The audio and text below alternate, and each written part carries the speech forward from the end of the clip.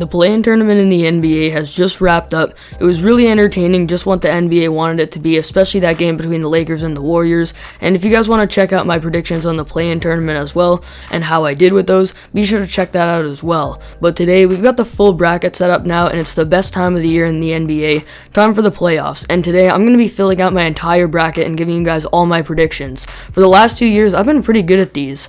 Last year, I ranked in the 90th percentile in the pick'em bracket online, partly because I picked the Lakers as the champions, which were right, and also I predicted the upset that the Nuggets would beat the Clippers in 7. And the year prior, I am a Raptors fan, and I did predict that they would win the championship, and I was right again.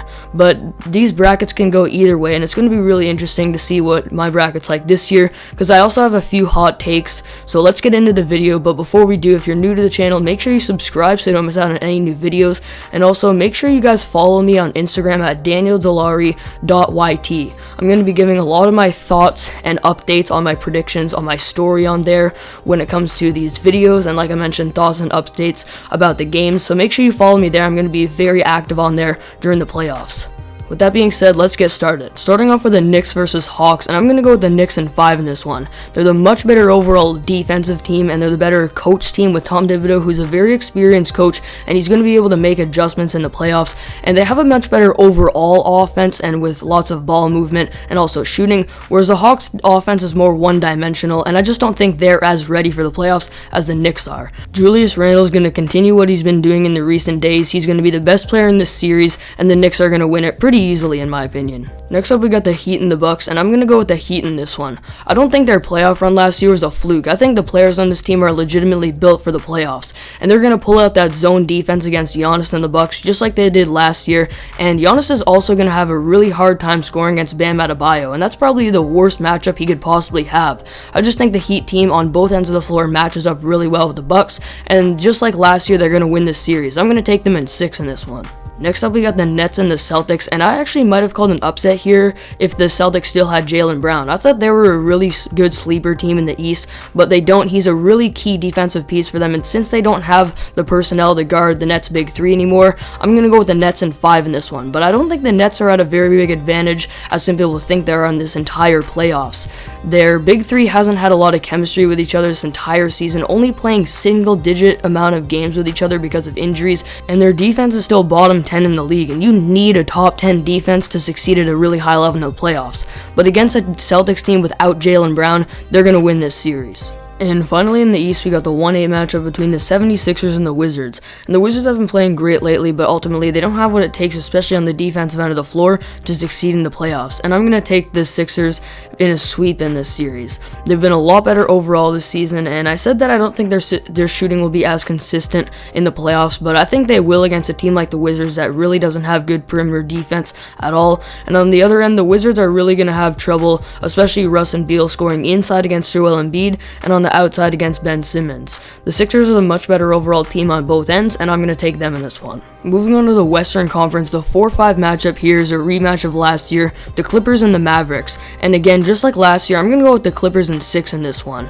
And I think if Kawhi Leonard is matched up against Luka Doncic, it's going to be really hard for Luka to succeed with his ISO game, and the Mavericks defense is really one-dimensional compared to the Clippers offense, which is one of the most stacked in the league when they're fully healthy. And overall, the Clippers are finally figuring out how to play defense as a team, and all of these really talented defenders are coming together and finally succeeding as a team. And especially if Kawhi and Paul George are matched up most of the time with Luka, the Clippers are going to win this series. Next up, we got the Nuggets and the Blazers, and this is going to be a really high-scoring series, and I'm going to go with the Nuggets in 7. They're missing Jamal Murray, who was huge for them in the playoffs last year, but the Blazers are going to have a lot of trouble guarding a Jokic-led offense, especially since they really don't have a good overall defensive team, and Jokic's playmaking is going to be insane as it always is. I think he's the MVP of this season, and he's going to be the best player in this series, and that's ultimately going to be the difference. But it's going to be really close. As I mentioned, neither of these teams are good defensively, and they both have potent dominant offenses, great shooting, spacing, passing,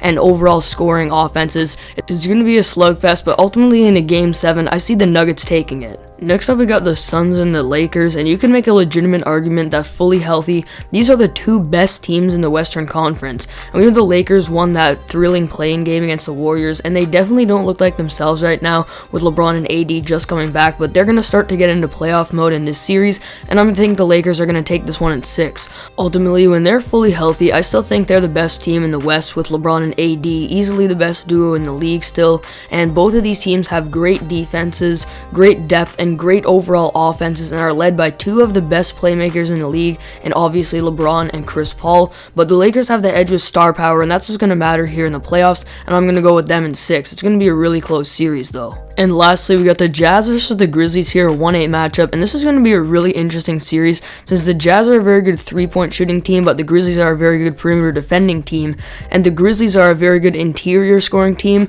where the Jazz are a very good interior defending team. So it's going to be really interesting to watch how these offenses and defenses clash, and the matchup to watch here is going to be Dillon Brooks versus Donovan Mitchell, with Donovan Mitchell on the offensive side of the floor, especially with the play that Brooks has been playing right now. But ultimately, I'm still going to go with the Jazz. Mitchell is too good of a scorer, and Gobert is too good of a defender, and they're too much of a good overall deep team to lose to an inexperienced team like the Grizzlies, but it's going to be a close series, and I'm going to go with the Jazz in 6. Moving on to the second round, I've got the Nets versus the Heat in the Eastern Conference, and this is going to be my hottest take of the video, but I'm going to go with the Heat in 6 in this one.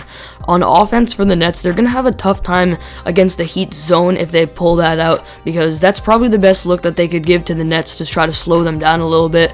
And then individual matchups like Bam Adebayo, Jimmy Butler, and even Victor Oladipo are going to be tough for the Nets stars to score against, especially Bam, who can literally guard anywhere on the court as well, and he's really versatile, and this is going to be tough for this Nets team to score against a defense like this. And then on the other side of the floor, as I mentioned, the Nets have an under-average defense, and against a well-moving, well-cutting, and very good shooting offense, and very good playmaking offense like the Heat, especially in the playoffs, I just think the Heat have a little bit of an edge here. And this is obviously my hottest take of the video, and we'll see what happens, but I think the Heat are going to overtake the Nets here, and it's going to be a huge upset. The other East matchup is the Sixers versus the Knicks, and the Knicks are a very good and up-and-coming team that showed a lot of promise this season, but I still don't think they can beat a 1 seed like the Sixers. The Sixers are a great overall team this year, and this is where their shooting might start to become inconsistent against a really good defensive team like the Knicks, but ultimately they still have enough to beat them, especially with Joel Embiid on the inside. He's going to be going against Nerlens Noel inside mostly, and Nerlens is a really good defender, but not a really big challenge for Embiid. And then on the other side of the floor, an inexperienced team like the Knicks is going to have trouble against a really dominant defense like the Sixers. It's going to be close. I'm going to take Philly in 6 though.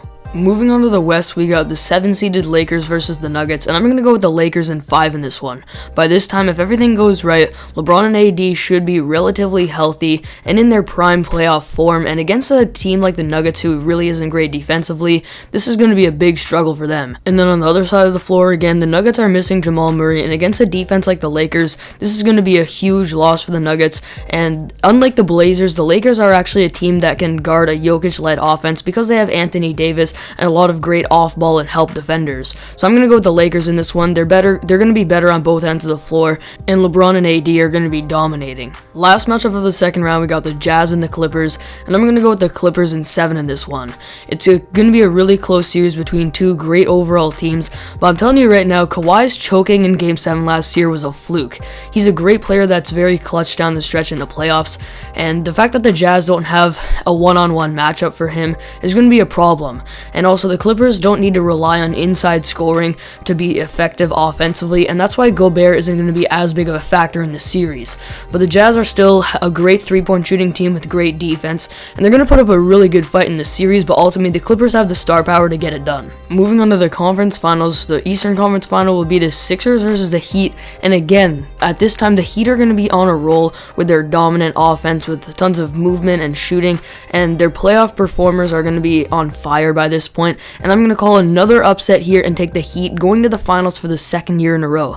Last year they did it as the 5 seed. This year I think they're going to do it as the 6 seed. Like I mentioned, all of the players on this team are really built for the playoffs, at least in my opinion, and this is going to be the first time where Joel Embiid has a really tough matchup against Bam Adebayo, and I think Bam is going to be the MVP of this series. He's going to do a great job of guarding Embiid, and he's very versatile. He can guard the perimeter as well. He's going to mainly be the key component to shutting down the Sixers, and on the offensive side of the floor for the Heat, they're going to have lots of hot shooters by this point, and I think they're going to get the job done. The Sixers have a great defense too, and overall these teams are very evenly matched, at least in my eyes, so I'm going to take the Heat in 7. On the Western Conference side of things, we got the matchup we've all been waiting for.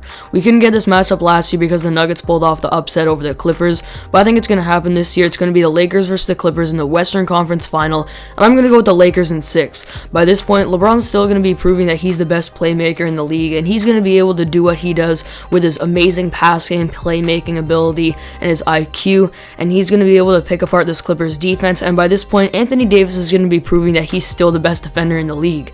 If both of these guys can stay healthy, I don't see how they're not the best team in the league still, and it's going to be a close and gritty series against the Clippers, but I'm going to go with the Lakers in this one. As unlikely as this is seen for this entire season, I'm predicting that we're going to have a 7 seed versus 6 seed matchup in the finals, and a rematch of last year's NBA championship between the Lakers and the Heat. This seems really unlikely, but we'll see what happens. This is my bold take on what's going to happen in this year's playoffs, and ultimately in this last series, it's going to be close in every game, but again, I don't see anyone stopping LeBron and AD and the deep team that the Lakers have this season, and I'm going to take them in 5 in the NBA Finals. Again, this is a bold take that the Heat are going to make the finals, but again, I still think that they are a very well-built team, especially for the playoffs, but the Lakers, fully healthy, are still the best team in the NBA, and if they can get to that point, they're going to go back-to-back. So there you have it. That is the end of today's video. Comment down below what you guys think of my playoff prediction. We'll see how it does. I'll make a video probably at the end of the playoffs looking back at it to see how I did, but again, it's a pretty bold prediction what I think is going to happen leading up to the finals. I think the Heat are going to make the finals again, as I mentioned, so comment down below what you think of my predictions, and comment down below what you think the finals matchup is going to be. Again, make sure you follow me on Instagram at DanielDelari.yt. I'm going to be very active in my story there, posting about NBA playoff matchups, what games I'm watching, and thoughts and updates, and how my bracket's going, so definitely if you have Instagram, be sure to follow me there. Thank you all for watching this video, and I'll see you all next video.